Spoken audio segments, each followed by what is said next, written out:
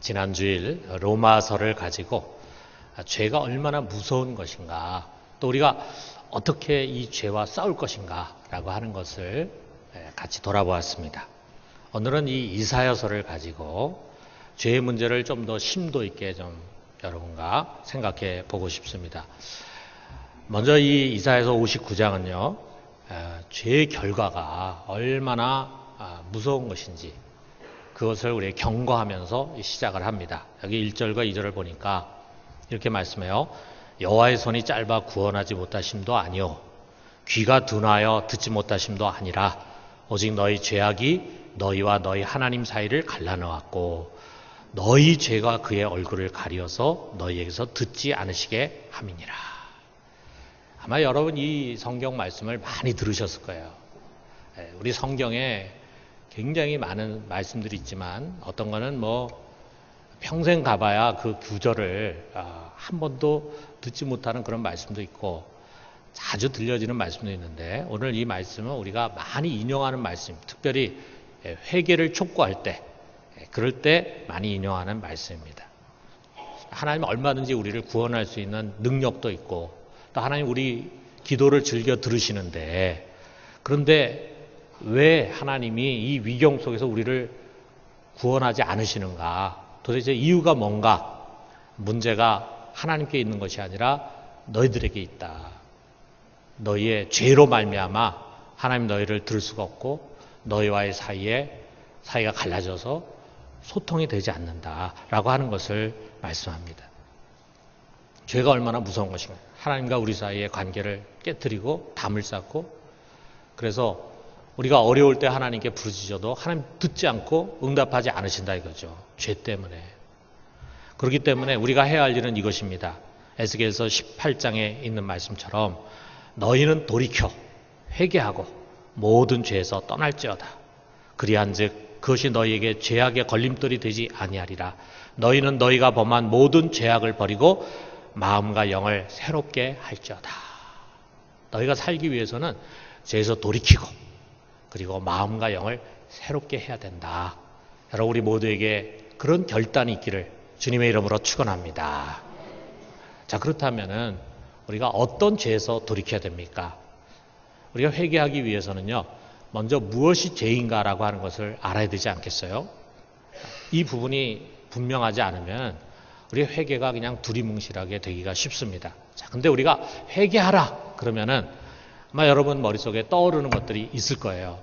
우상을 섬긴 것, 또는 거짓말한 것, 남을 미워한 것, 이웃과 다투고 싸운 것, 그리고 탐욕 또는 음행, 음란한 생각, 이런 것에 대한 회개가 이제 될 것입니다. 또 나아가서 부모님께 제대로 효도하지 못한 것, 또 자식에게 상처를 준 것, 또 기도 말씀을 등한히 한 것, 교회에서 무슨 일을 맡기고 사역을 하라고 했는데 그것을 성실하게 하지 못한 것, 이런 것들 우리가 생각이 나서 회개를 하게 됩니다. 그렇습니다. 여러분, 항상 이런 죄가 우리 속에 없는지 돌아보고 그리고 항상 철저하게 회개하고 결단해서 돌아서는 그런 습관을 가져야 합니다. 그러나 오늘 우리가 읽은 이 이사야서의 말씀은 그런 유의 죄를 가리키는 것이 아닙니다. 먼저 우리가 이 59장 제가 끝까지 읽지는 않았지만 여러분 쭉 읽는 가운데 성경을 앞에서 읽으면 특히 구약 말씀은 뭔지 머릿속에 팍 잘 들어오지 않을 거예요. 근데 이 59장의 구조가 세 개로 나눠져 있습니다. 그리고 이 세 개가 각각 주어가 다른데 여기 1절부터 8절까지는요, 이사야가 이스라엘 백성의 죄를 열거하는 거예요. 그래서 거기 주어가 너희 또는 그들이 사용되고 있습니다. 그 다음에 9절부터 15절 상반절까지는요, 이제 백성들이 자신들의 죄를 인정하고 자백을 하는 거예요. 여기에 주어는 우리로 되어 있습니다. 그리고 마지막 15절 하반절부터는요, 하나님이 주어가 되어 있어요. 그래서 하나님이 이제 직접 행하시고 하나님 직접 오셔서 다스리시겠다라고 하는 것을 선포하는 것입니다. 자, 그렇다면은 이사야가 지적한 죄, 이스라엘이 자백하는 그 죄가 무엇인가? 자, 이거를 우리가 이야기하기 전에 먼저 여기 3절부터 8절을 좀 이해하기 쉽게 현대인의 성경으로 제가 한번 읽어보겠습니다. 너희 손은 피로 물들었고 너희 손가락은 죄로 더러워졌으며 너희 입술은 거짓을 말하고 너희 혀는 악한 것을 내뱉고 있다. 또 공정하고 정당한 방법으로 소송하는 자가 없으며 거짓말하고 악한 음모를 꾸며 상대방을 해치고 있다. 너희가 꾸미는 악한 음모는 독사의 알처럼 치명적이다. 너희가 항상 악한 것을 계획하여 그것을 신속히 행하며 죄 없는 사람을 살해하는데 주저하지 않으니 너희가 가는 곳마다 황폐와 파멸이 뒤따를 것이다. 너희는 참된 평안이 무엇인지 모르며 정의와 진리가 무엇을 뜻하는지도 알지 못하고 계속 잘못된 길을 가고 있다. 그러므로 너희를 따르는 자들은 결코 평안을 누리지 못할 것이다. 이렇게 말합니다. 또 이스라엘이 자복하는 죄도 이와 유사합니다. 12절부터 15절 상반절까지 보면은 여호와여 주 앞에 우리의 허물이 많습니다. 우리가 다른 사람을 괴롭히고 악한 것을 생각하고 거짓말을 하였습니다. 그래서 우리 주변에는 공정과 정의와 진실과 정직이 사라졌습니다. 이처럼 어느 곳에서도 진실을 찾아볼 수 없게 되었으므로 악을 피하는 자들이 오히려 희생되고 있습니다. 자, 하나님이 이스라엘을 통해서 지적하는 이스라엘의 죄가 무엇인가? 한마디로 공의의 부재, 정의의 실종입니다. 여러분, 이 이사야서 59장 한 장에 공의와 정의라고 하는 단어가 모두 10번이나 나오고 있어요.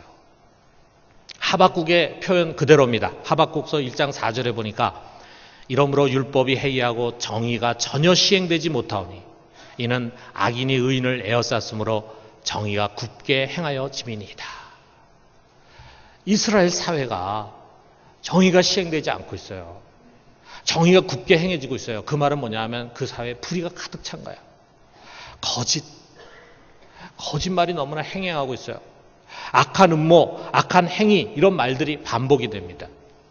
여러분 우리가 북이스라엘의 아합 왕 때 나봇의 포도원 사건 아실 거예요. 이세벨이 그 나봇의 포도원을 뺏기 위해서 거짓 증인들을 세워가지고 거짓 판결을 내려서 결국 이 나봇을 돌려 쳐서 죽게 합니다. 이와 같이 권력자들이 자기의 목적을 위해서 조작한 거짓된 증거를 근거로 한 재판들이 이스라엘 사회 속에서 이루어지고 있었다 이거예요. 뇌물을 먹은 재판관은 판결을 굳게 합니다. 자, 그러다 보니까 어떤 일이 생겼어요. 그 사회에서 죄가 없는 사람인데 그 사람이 죄인으로 정죄가 돼요. 죄가 많은 사람인데 무죄한 자로 방면이 됩니다. 이렇게 무죄한 자가 희생을 당하고 억울한 일들이 계속되는 사회가 된 거예요. 폭력과 학대가 만연하면서 가련한 자들의 부르짖음이 하늘에 닿았습니다. 하나님이 그것을 보고 있는데 어떻게 너희의 기도를 들어주고 너희의 문제를 내가 해결해 줄 수 있겠느냐. 이 말씀이에요. 자, 이사야서 전체를 보면요. 이런 죄에 대한 회개를 여기저기서 촉구합니다. 이사야서 5장 7절에 보니까 무릇 만군의 여호와의 포도원은 이스라엘 족속이요 그가 기뻐하시는 나무는 유다 사람이라 그들에게 정의를 바라셨더니 도리어 포악이요 그들에게 공의를 바라셨더니 도리어 부르짖음이었도다. 또 이사야서 5장 23절에 보니까 그들은 뇌물로 말미암아 악인을 의롭다 하고 의인에게서 그 공의를 빼앗는다. 이것이 그 당시 이스라엘과 유다의 모습이었습니다. 이런 죄가 하나님과 담을 쌓게 되고 기도가 상달되는 것을 막았어요. 하나님의 은총을 받기를 원하고 그것을 갈망한다면 이것을 돌이켜라. 이것을 회개하고 이런 잘못된 행위에서 돌아서야 된다라고 하는 것을 말씀합니다. 여러분 우리 역시 마찬가지입니다. 교회는 성적인 방종이나 음란의 문제, 도덕적 타락에 대해서는 매우 민감합니다. 신사 참배 등의 우상 숭배나 종교적인 규율에 있어서는 철저합니다. 그러나 여기 이사야가 지적한 바와 같이 공의와 정의의 문제에 있어서는 관심도 없어요. 이것을 믿음의 일로 간주하지도 않습니다. 마치 성경에는 그런 말씀이 없는 것처럼 말이죠. 정의를 배우지 않으니까 정의에 대한 분별력이 없을 수밖에 없잖아요. 그러다 보니까 자기도 모르게 그게 불의인 줄도 모르고 그 불의를 행하면서 불의의 도구가 되는 거예요. 믿음 생활을 하는 사람으로서 사회 악의 주범이 되는 일들이 종종 일어납니다. 교인들이 사악한 권력의 후견인이 되는 거예요. 1961년에 예루살렘에서 정말 세계가 주목하는 재판이 열렸습니다. 어떤 재판이냐? 나치 독일에서 SS 친위대장, SS 하면은 이 히틀러의 가장 오른팔이 되면서 온갖 악행을 저지른 그런 부대죠. 여기에 친위대장이었던 히물러라는 사람이 있는데 그 히물러의 오른팔이었던 아이히만이라고 하는 사람의 재판이 열렸어요. 그는 나치 정권 하에서 유럽 각지에 있는 유대인들을 체포하고 강제로 이주하는 것을 계획하고 진두지휘했던 사람입니다. 그런데 전쟁에 패하니까 가족들과 함께 몰래 아르헨티나로 도망을 갔어요. 그리고 거기서 몰래 숨어서 살았는데 여러분 이 이스라엘의 정보기관 이 모사드라고 하는 거 들어보셨죠? 대단합니다. 추적해가지고 쫓아가서 이 아이만을 붙잡았어요. 그래가지고 이스라엘로 압송을 해왔습니다. 그래서 그 다음 해 1961년에 예루살렘에서 재판이 열렸습니다.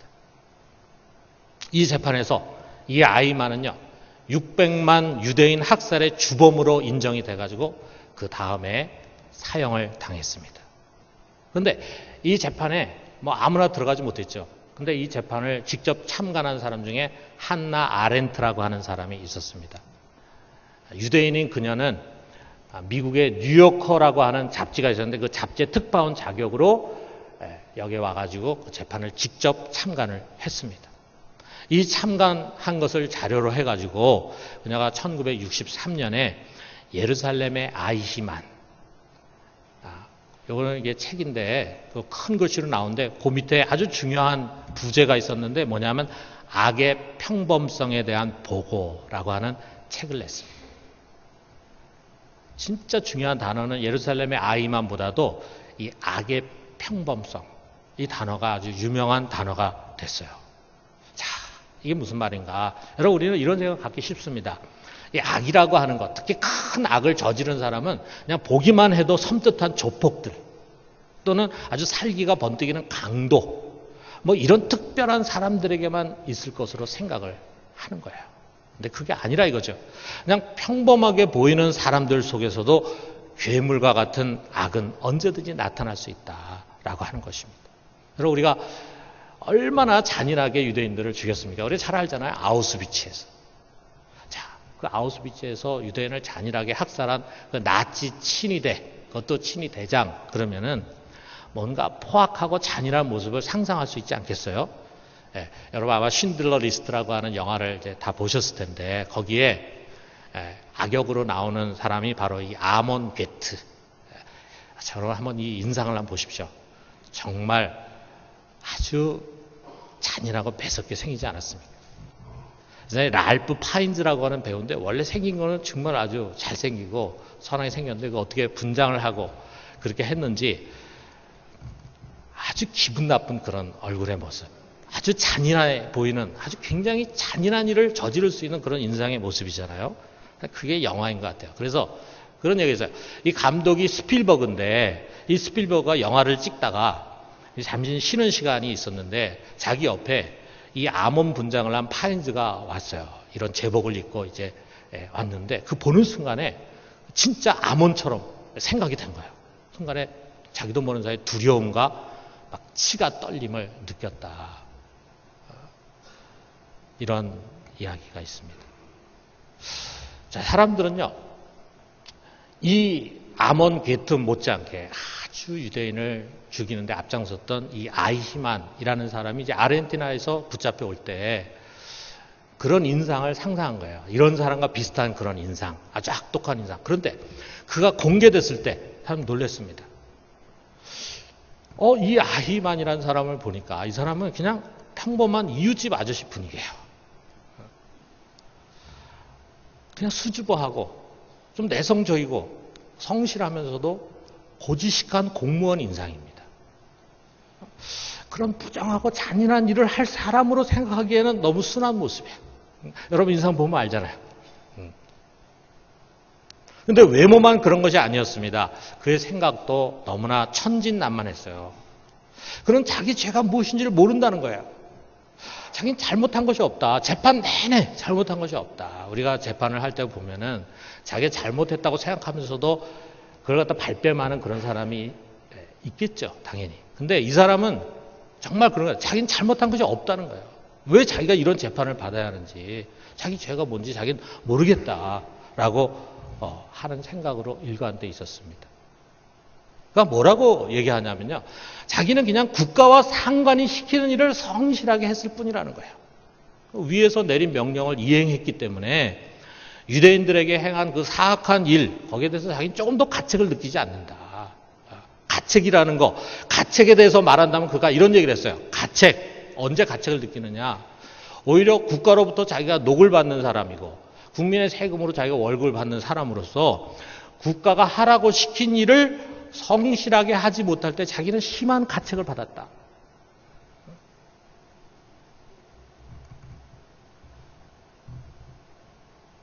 자, 이 아이만이라는 사람 언뜻 보면 그냥 평범한 사람입니다. 사실 세상에 그런 사람 많아요. 직장에서 상관이 시키는 일에 순종하면서 성실하게 일하는 사람입니다. 집에서는 가족들을 사랑하고 가정에 대한 책임을 갖고 있는 좋은 가장이에요. 교회에서는 신실한 교인이었을 수도 있습니다. 아마 그 당시에는 대부분 독일 사람들이 교회를 나갔기 때문에 아마 그는 주일에 가족들과 함께 교회에 가서 예배드렸을지 몰라요. 교회에서 예배드린 장면을 한번 여러분 상상해 보십시오. 그가 찬송가를 부르고 그리고 설교를 듣습니다. 설교를 들으면서 고개를 끄덕끄덕거리겠죠. 옆에 앉은 교우하고 따뜻한 미소를 띄우면서 친절한 인사를 나눕니다.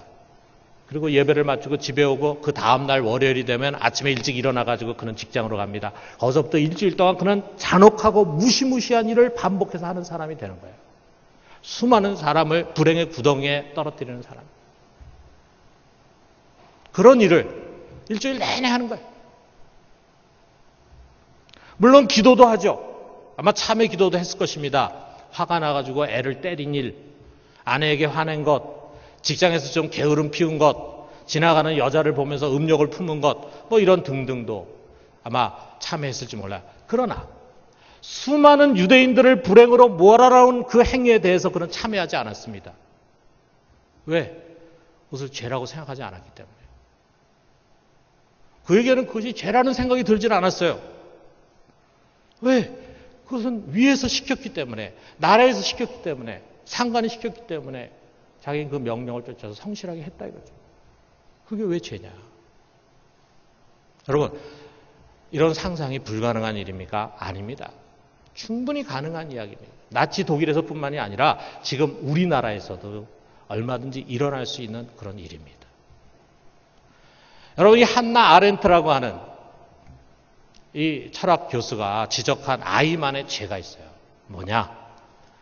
생각하지 않은 죄입니다. 생각하지 않은 죄. 그는 생각하지 않는 사람이었다 이거죠. 옳고 그름에 대해서 생각하지 않았어요. 권력자의 명령에 대해서, 국가의 명령에 대해서, 상관의 명령에 대해서 그것이 과연 정의로운 것인지 아니면 불의한 것인지에 대해서 생각할 줄을 몰랐어요. 고민하고 괴로워하지도 않았습니다. 야, 그가 왜 이처럼 이런 악행을 저지르면서도 전혀 생각하지 못하는 사람이 됐을까? 왜 그랬을까? 그는 나치주의, 나치 이념의 포로가 되었기 때문입니다. 그는 나치에 물든 사람이에요. 나치에 사로잡힌 사람이에요. 그래서 히틀러 나치가 표방하는 독일 민족주의, 반유대주의, 반공주의, 반자유주의가 무조건 옳다고 생각하는 사람이에요. 무조건. 그 당시에 기독교인들 중에는 이것이 가장 성경적이고 하나님의 뜻이라고 확신하면서 히틀러를 추종한 사람들이 많았습니다.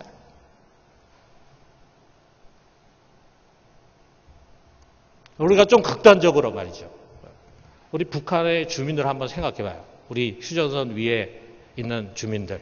지금은 우리가 북한, 남북한 교류가 많지 않기 때문에 오가는 사람이 없지만 사실 우리 전에는 북한을 오가는 사람 많이 있었잖아요. 북한 방문한 사람도 많이 있었잖아요. 그래서 그 갔다 온 사람들께 얘기를 들으니까 공통적인 게 있어요. 뭐냐면 북한에 갈 때는 북한 사람들이 우락부락하고 굉장히 험악한 사람들일 것으로 생각했는데 막상 가서 보니까 거기에 안내해 주는 사람이라는 사람들이 참 순박하더라. 부끄러워하고 그리고 친절하고 대화를 나눠보니까 뭐가 때가 묻지 않은 그런 느낌이 이제 있다 이거예요. 오히려 남한 사람보다 더 때가 묻지 않은 것 같다. 남한의 청년보다 더 때가 묻지 않은 것 같다. 아주 고분고분한 사람들이라 이거죠. 맞습니다. 왜 그렇습니까? 그들 대부분은 공산주의, 주체 사상이라고 하는 이념의 포로가 돼 있어요. 그럼 북한의 가장 전형적인 모토가 뭡니까? 생각은 당히 하십시오. 우리는 무조건 따르겠습니다. 생각은 당히 하십시오. 그래서 명령만 내리면 우리는 무조건 따라하겠습니다. 이게 북한 사람들이에요. 그러니까 생각 없는 사람, 생각하지 않는 사람을 만든 거예요. 북한의 공산 독재 정권이 주민들을 그렇게 만든 거예요. 아무 판단력도 없고 분별력도 없는 사람들. 물론 거기에 사는 그 사람들 역시 소시민적인 고민과 생각을 안 할 수가 없겠죠. 뭐 가족을 부양하고 일자리를 구하고 그다음에 자녀를 교육시켜서 공부를 잘 시키고 좋은 대학 보내고 또 부모를 잘 봉양하고 뭐 연애하고 결혼하고 이렇게 하면서 어떻게 하면 잘할 수 있을까 생각도 하고 저 사람이 나에게 하는 것이 옳은 것인가 그런 것인가 생각도 하고 고민도 하고 그들 나름대로의 인륜과 도덕과 도리가 있었겠죠. 그러나 정의에 대한 생각은 없는 것입니다. 정의에 대한 생각 없어요. 통치자가 핵 전쟁을 일으키건 사람을 죽이건 인권을 유리하건 무조건 옳다고 확신하면서 목숨을 걸고 뛰어들 사람들이에요. 우리 마리오네트라고 하는 게 있잖아요. 여러분 아시는 것처럼 인형극에서 위에서 줄로 당기면은 위에서 당기는 대로 인형이 움직이잖아요. 자기 의지를 따라 움직이는 게 아니라 사람에 의해서 움직여져요. 이게 마리오네트라 그러잖아요. 그러니까 아무 생각이 없는 거예요. 무서운 사람들이죠. 어떻게 보면. 휴전선 위에 있는 사람들 참 무서운 사람들입니다.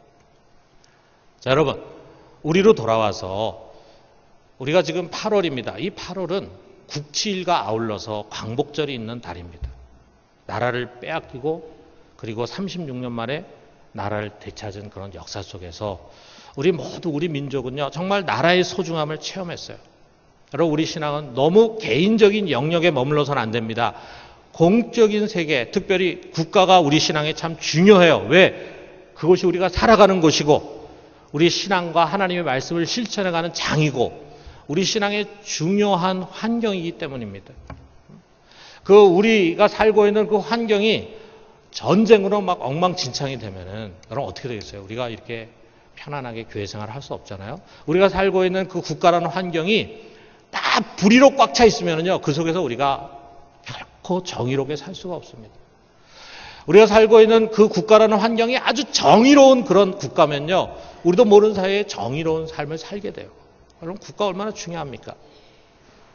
무엇보다도 성경은 국가의 권세가 하나님으로부터 온 것이라는 것을 말하고 있어요. 그리고 그 통치자들은 하나님의 종, 하나님의 사역자라고 로마서 13장에 말하고 있습니다. 교회와 마찬가지로 국가 역시 우리 주님의 기관입니다. 예수 그리스도는 교회의 머리면서 동시에 국가의 주인 되신 분이세요. 교인들은 그것을 주님이 교회의 머리라는 것을 인정하지만 우리 안 믿는 사람들이 예수님이 국가의 주인이라는 거 인정하지 않죠. 그 사람들은. 모르니까. 그러나 우리는 압니다. 그러므로 국가는 그의 주인 되신 주님의 뜻에 합한 좋은 나라가 돼야 합니다. 좋은 나라, 여러분 좋은 나라라고 하는 것은 국민소득이 높고 세계 경제 몇 위에 드는 그런 나라가 좋은 나라가 아닙니다. 물론 뭐 잘 살면 좋죠. 경제가 앞서면 좋죠. 그러나 그렇다고 해서 그것이 좋은 나라라는 것은 아니라 이거죠. 좋은 나라의 잣대가 뭐냐? 성경이 말하는 좋은 나라는 정의로운 나라입니다. 사회 구석구석에 정의가 물같이 공의가 마르지 않는 강같이 흐르는 나라가 하나님께서 가르치시는 좋은 나라입니다. 여러분 이 시대 우리 그리스도인들의 사명은요 좋은 교회를 세워야죠. 그러나 그것뿐만이 아닙니다. 좋은 나라를 세우는 것 역시 우리 그리스도인들의 사명입니다. 우리가 해야 할 일입니다. 그런 좋은 나라를 세우려면 우리 누구보다도 성경적인 정의관을 가져야 합니다. 성경은 하나님의 공의와 정의가 무엇인가에 대한 말씀으로 가득 차 있어요. 그런데 우리 한국 교회는 너무 오랫동안 성경 속의 정의를 가르치지 않았습니다. 이것으로 인해서 교인들이 정의에 대해서 고민하지 않아요. 아이만처럼 사회 구조적인 문제에서 정의가 무엇이고 불의가 무엇인가를 잘 분별하지를 못합니다. 그러다 보니까 자기도 모르게 불의를 자행해요. 그래서 죄라고 생각하지 못하는 거예요. 그냥 국가와 상관의 명령이니까 성실하게 했다고 얘기합니다. 모두가 다 하는 관행이니까 생각 없이 하는 것입니다. 그 결과 경건한 교인이면서 교회 생활 열심히 하는 교인이면서 교회 중직자이면서 동시에 부정부패에 연루되고 인권을 유린하고 무죄한 자를 죄인 만들고 심지어는 무고한 자를 죽이는 살인자가 된 것입니다. 그러면서도 자기가 잘못했다는 생각이 들지 않는 거예요. 참여를 안 해요. 이것으로 인해서 역사 속에서 부끄러운 자리에 서고 결국은 하나님의 영광을 가리고 교회에 큰 상처를 안기는 것입니다. 여러분, 우리에게도 이런 죄가 있지 않은지 한번 돌아봅시다. 우리는 우리의 삶의 자리에서 정의롭게 살아가고 있습니까? 우리의 사업은 정직하고 그리고 정의롭게 이루어져 가고 있습니까? 얼마나 이익이 나는지, 얼마나 장사가 잘 되는지만을 생각하지 마시고 과연 이것이 국가의 정의의 차원에서 옳은 것인지, 옳은 사업인지를 한번 우리가 생각해 봐야 된다 이거예요. 우리에게 주어진 힘과 권한이 지배와 억압에 사용되고 있지 않습니까? 생각 없이 갑의 행포를 일삼는 것은 아닙니까? 여러분, 우리의 선택과 판결은 공정하고 공평한 것입니까? 우리는 고아와 과부, 이방인과 가난한 자를 돌보라는 하나님의 정의에 부응해서 살아가고 있습니까? 우리의 언행은 다른 사람의 인격과 권리를 존중하고 있습니까? 여러분, 우리가 한번 돌아봐요. 그리고 마지막으로 우리는 이 국가 권력이 그런 하나님의 정의에 합당한 것인가를 항상 생각하고 판단해야 합니다. 여러분, 독일 국민이 투표에 의해서 히틀러를 다수당으로 만들고 나치를 다수당으로 만들고 히틀러를 수상으로 세웠습니다. 히틀러에게 정권을 줬어요. 그렇기 때문에 결국 600만 유대인의 학살의 길을 열어줬습니다. 엄밀한 의미에서는 독일 국민 모두가 다 이 엄청난 죄악의 공범자들이 된 거예요. 골드버그라는 사람이 그것을 얘기했어요. 모든 독일 국민이 유대인 학살의 집단 범죄자다 그랬습니다. 그들이 잘못 선택한 것입니다. 어리석고 불의한 선택을 한 것입니다. 옳고 그른 것이 무엇인지를 분별할 줄 몰랐기 때문입니다. 여러분, 오늘 우리는 이 이사야서의 말씀 앞에 섭시다. 그리고 마땅히 돌이켜야 할 것을 돌이킵시다. 그래서 우리가 먼저 정의의 사람이 되고 이 사회를 보다 정의로운 사회로 세워갈 수 있게 되기를 주님의 이름으로 축원합니다.